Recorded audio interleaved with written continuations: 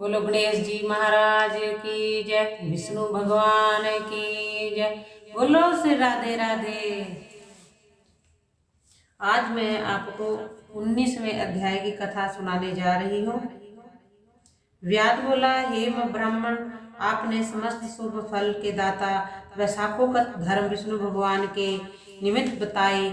सो हे प्रभु, वह विष्णु कैसे हैं, उनके लक्षण परिणाम क्या है, कैसे लोग अपने सद्भाव से इन्हें जान सकते हैं, वह शाख धर्म क्या है जिनसे विष्णु भगवान प्रसन्न होते हैं, यह सब मुझे बताइए, मैं आपका सेवक हूँ। व्याध के इस प्रकार पूछने पर जगत के ईश अन्मय नारायण को नमस्कार कर शंख मुनि बोले, हे व्याध, सुन, मैं विष्णु के रहित रूप का वर्णन करता हूँ। यह रूप ब्रह्मादि से लेकर किसी मुनि के ध्यान में नहीं आता। विष्णु भगवान पूर्ण शक्ति युक्त निगुण अनंत सच्चिदानंद रूप है। संपूर्ण चराचर विश्व उन्हीं के आश्रय और विवश में है।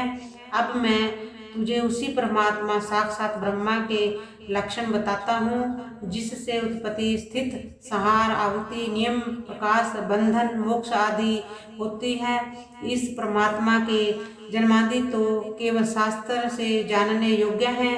वेद, स्मृति, पुराण, इतिहास, पंचरात्रि और महाभारत ये विष्णु भगवान के आत्म रूप हैं। इन्हीं के द्वारा विष्णु भगवान जाने जाते हैं, अन्य किसी प्रकार से नहीं जाने जाते।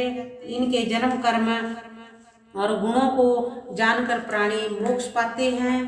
कर्म से विष्णु भगवान का महत्व सातिशय होता है।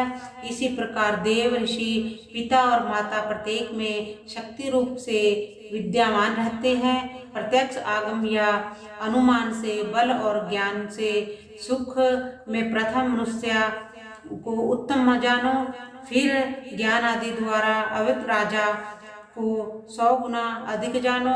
इससे तत्व विभावनी देवताओं को 7 गुणाधिक जाने। देवताओं से सप्तऋषि बड़े हैं, सप्तऋषियों से अग्नि, अग्नि से सूर्यादि, सूर्य से बृहस्पति, बृहस्पति से वायु, वायु से इंद्र, इंद्र से पार्वती, पार्वती से जगतगुरु महादेव, महादेव से बुद्धि देवी और बुद्धि से भी प्राण बलिष्ठ हैं। प्राण से अधिक कुछ नहीं और यह संपूर्ण जगत प्रमाणित है। प्राण ही से सब जगह विशिष्ट है। नील मेघ के समान प्रभायु युक्त सबका उद्धार भूत इसे सूत्र कहते हैं। लक्ष्मी के कटाक्ष मात्र से इनकी स्थिति है। तब व्याध बोला, वह लक्ष्मी देवादिदेव विष्णु भगवान की एकमात्र कृपा पात्र है। विष्णु भगवान से अधिक या समान कोई नहीं है। जीव में यह प्राण नाम सूत्र कैसे हुआ? हे ब्राह्मण, मेरे सामने इसका निर्णय कहिए कि परमात्मा प्राण से परे कैसे है। शंख मुनि बोले, हे व्याध, जो निर्णय तू पूछता है वह सुन। मैं संपूर्ण जीवों द्वारा प्राण दिक्या के उद्देश्य से कहता हूँ। प्राचीन काल में नारायण भगवान ने कमल योनि में ब्रह्मादिक देवता रचकर कहा, मैं ब्रह्मा को तुम्हारा राजा बनाऊंगा और जो कोई तुमसे सर्वश्रेष्ठ हो उसे तुम युवराज बनाओ। परंतु वह शील, शौर्य और औंद्र्यादि गुणों से युक्त हो। भगवान के ऐसे कहने पर सब देवता इंद्र के पास जा परस्पर विवाद करने लगे। कोई सूर्य को सर्वश्रेष्ठ कहता, कोई इंद्र को, कोई चुपचाप खड़े रहे। जब वह किसी प्रकार निर्णय नहीं कर पाए तब नारायण के पास गए और नमस्कार कर हाथ जोड़ कहने लगे, हे महाराज, हमने आपस में बहुत विचार किया, परंतु हमें कोई भी अधिक श्रेष्ठ नहीं दिखाई देता। अंत, हे प्रभु, आप ही इसका निर्णय करके हमारे संयस को दूर करिए। देवताओं के इस प्रश्न को सुनकर भगवान हंसकर कहने लगे कि मेरे विराट रूप शरीर में से जिसके निकलने से शरीर गिर पड़े और फिर उसके प्रवेश होने से खड़ा हो जाए, वही सब देवताओं में अधिक श्रेष्ठ है और कोई नहीं। यह सुनकर देवताओं ने तथास्तु ऐसा ही हो कहा। तब जनक नाम का देवता भगवान के पांवों से निकल गया। तब उसको पंगु कहने लगे। गृहस्थ इंद्रियों में से दक्ष नाम प्रजापति निकल गए। तब उसे षंड कहने लगे। हाथों से संपूर्ण देवताओं का स्वामी इंद्र निकला। उसे हस्तहीन कहने लगे। नेत्रों से सूर्य निकला। तब उसे काना कहने लगे। नाक से अश्विनी कुमार निकले। इन्हें नासिका रहित कहने लगे। कानों से दिशाएं निकली। तब उन्हें बहरा कहने लगे। जिह्वा से वरुण निकल गया। उसे अर्सज्ञा कहने लगे। वाणी से वाणीश्वर अग्नि निकला। तब उसे गूंगा कहने लगे। रुद्र मन से निकल गए तो उसे जड़ कहने लगे। इसी तरह सभी देवता शरीर से विभिन्न अंगों से निकलते रहे, परंतु फिर भी शरीर नहीं गिरा। वह सुनते रहे, खाते पीते सूंघते बोलते चलते रहे। फिर प्राण के निकलते ही उसे मृत्यु कहने लगे। तब देवता विषमित हो कहने लगे, जो कोई हमसे इस गिरी हुई देह के उठाने से समर्थ होगा वही सर्वश्रेष्ठ है और वही में युवराज होगा। ऐसी प्रतिज्ञा कर कर्म से जैसे जैसे निकले थे वैसे प्रवेश करने लगे, परंतु देह फिर भी ना उठी।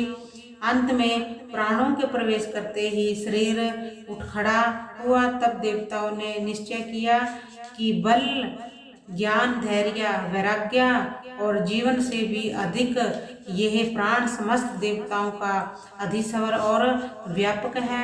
अतएव प्राण को ही युवराज बनाया और उसके सम्मानार्थ सामवेद का ज्ञान करने लगे।